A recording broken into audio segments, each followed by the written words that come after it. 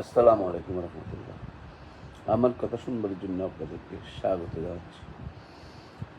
সারা দেশে বিএনপি, তার অঙ্গ এবং সহযোগী সংগঠনের নেতাকর্মী দীর্ঘ 18 বছর লাগাতার আন্দোলন সংগ্রাম করে বিগত 12ই ফেব্রুয়ারি জাতীয় নির্বাচনে বিপুল ভোটের ব্যবধানে সংখ্যাগরিষ্ঠ আসন নিয়ে রাষ্ট্রীয় ক্ষমতার দায়িত্ব গ্রহণ করেন।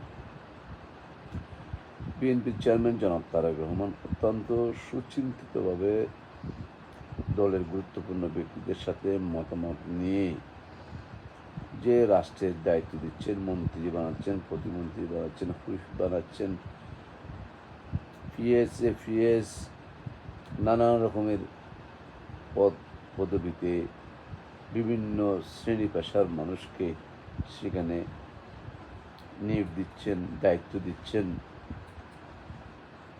এখন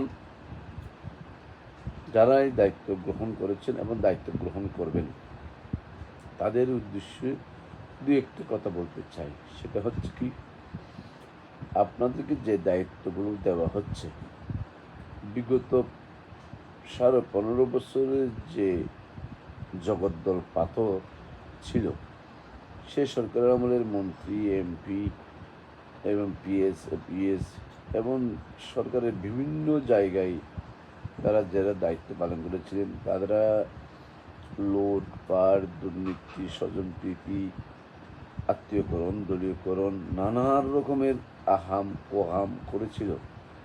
সেই আকাম কুকামের ফল শানে নজুল হচ্ছে কি, দেশ ত্যাগ করা, এলাকা ত্যাগ করা, ফলাইয়া লুকিয়া আত্মগোপনে থাকা। এই বিষয়গুলো আপনারা মাথায় রেখে দলের পক্ষ থেকে আপনাদেরকে রাষ্ট্রের কাজ করার জন্য যে দায়িত্বগুলো দিচ্ছেন, সেই দায়িত্বগুলো আমানতের সহিত, সততার সহিত, নিষ্ঠার সহিত, সফলতার সহিত কাজগুলো, দায়িত্বগুলো আপনারা পালন করবেন।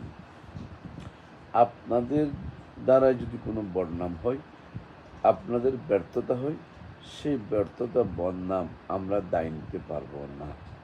এটা ক্লিয়ার।